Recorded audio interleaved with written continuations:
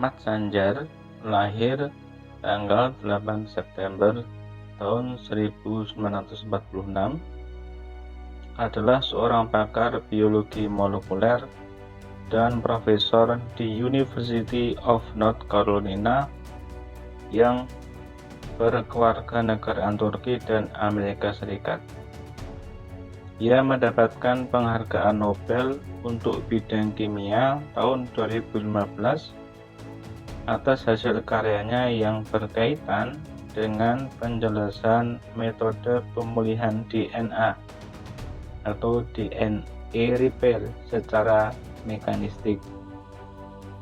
Ahli biokimia Turki Ahmad Sanjar menjadi kebanggaan Turki setelah menerima hadiah Nobel yang didambakan dari Raja Swedia Karl XVI Gustaf pada tahun 2015 untuk karyanya tentang bagaimana sel memperbaiki DNA yang rusak.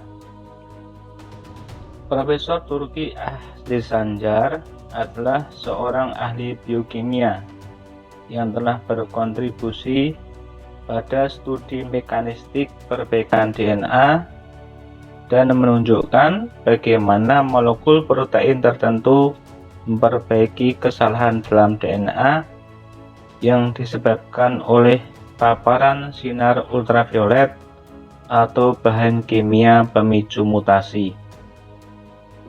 Ia dianugerahi penghargaan Nobel dalam bidang kimia pada tahun 2015 bersama dua ilmuwan lainnya, Thomas Lindahl dan Paul Modrich dari Swedia. Sanjar tinggal mengajar dan melanjutkan studinya di bidang biokimia di Amerika Serikat, di mana ia pindah untuk studi doktoralnya pada awal 1970-an. Dia juga berkontribusi pada pengembangan pendidikan sains di Turki dan bertindak sebagai duta budaya Turki. Aziz Sancar lahir pada 8 September 1946 di distrik Safur di Tenggara, Provinsi Mardin. Dia adalah anak ketujuh dari 8 bersaudara dari keluarga kelas menengah ke bawah. Dan orang tuanya adalah pekerja pertanian seperti kebanyakan keluarga di Safur. Ayah dan ibunya buta huruf, tetapi mereka menghargai pendidikan dan melakukan yang terbaik untuk memastikan bahwa semua anak mereka mendapatkan pendidikan terbaik yang mereka bisa. Semua saudara Sanjar adalah lulusan universitas. Dua kakak laki-lakinya, Kenan dan Tahir, adalah pensiunan perwira angkatan bersenjata Turki, sementara salah satu saudara bungsunya adalah seorang insinyur mesin, Midhat Sanjar. Salah satu sepupu keduanya adalah seorang anggota parlemen. Adapun asal etnisnya, Sanjar menolak pertimbangan lain selain menjadi orang Turki. Saya tidak berbicara bahasa Arab, saya juga tidak berbicara bahasa Kurdi. Mereka menghina saya dengan menanyakan pertanyaan seperti itu. Saya orang Turki, dan itu saja jawabnya kepada pers. Sanjar adalah siswa pekerja keras di sekolah, tetapi dia juga suka bermain sepak bola. Dia bermain sebagai penjaga gawang di tim sekolah yang membuatnya mendapatkan undangan untuk uji coba tim nasional sepak bola U18 ketika dia berada di tahun terakhir sekolah menengahnya.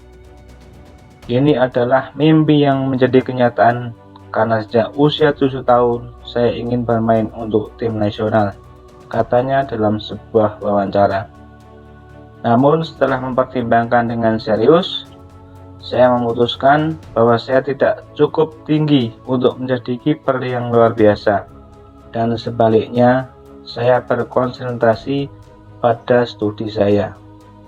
Sanjar sangat pandai dalam semua disiplin ilmu selama pendidikan sekolah menengahnya, tetapi dia mempersempit bidangnya ke kimia dan kedokteran setelah lulus.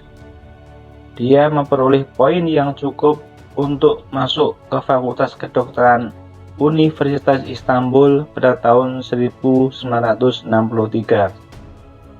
Selama tahun keduanya di Fakultas Kedokteran, Sanjar memutuskan untuk menjadi ahli biokimia. Penelitian telah mengambil kelas biokimia. Namun ketika dia berbagi keputusannya dengan profesor kelas, profesor meyakinkan Sanjar untuk berpraktik sebagai dokter setidaknya selama beberapa tahun. Sanjar mengikuti saran profesor biokimianya dan bekerja sebagai dokter pedesaan selama 1,5 tahun di kampung halamannya Safur setelah lulus. Sanjar berkomitmen untuk pindah ke Amerika Serikat karena menurut ingatannya sendiri, tindakan itu ada di sana, yang berarti bahwa ia berharap untuk terlibat dalam penelitian biokimia yang dilakukan di negara itu. Dia akhirnya berhasil sampai ke Amerika Serikat pada tahun 1973 untuk bergabung dengan laboratorium Claude S. Robert di University of Texas, Dallas. Setelah belajar selama 4 tahun, ia memperoleh gelar PhD dalam biologi molekuler dan menerima posisi sebagai asisten peneliti di Universitas Yale setelah 3 aplikasi ditolak untuk studi pasca doktoral dari Laboratorium Perbaikan DNA Terkemuka. Menurut Sanjar, pihaknya belum menerima tawaran dari lab tersebut karena belum dipublikasikan. Dia begitu asik melakukan eksperimen sehingga dia tidak punya waktu untuk menulis makalah. Pada tahun 1982, Sanjar bergabung dengan Fakultas Kedokteran Universitas North Carolina, di mana ia kemudian dinobatkan sebagai Profesor Biokimia dan Biofisika Sarah Graham Kennan. Sanjar menikah dengan Gwen Paul Sanjar yang dia temui di Dallas selama studi doktoralnya pada tahun 1978. Dia juga belajar biologi molekuler pada saat itu dan sekarang menjadi profesor biokimia di Fakultas Kedokteran Universitas Carolina Utara. Setelah melakukan eksperimen awalnya, Sanjar mengunjungi Turki pada tahun 1976 untuk menyelesaikan wajib militer 4 bulannya. Seperti disebutkan sebelumnya, ia menyelesaikan studi doktoralnya pada tahun 1977. Selama studi pasca sarjananya, Sanjar sebagai bagian dari tim Profesor Robert terobsesi dengan sifat chromosome photolase, bagian dari enzim perbaikan DNA yang bertanggung jawab atas pewarnaannya.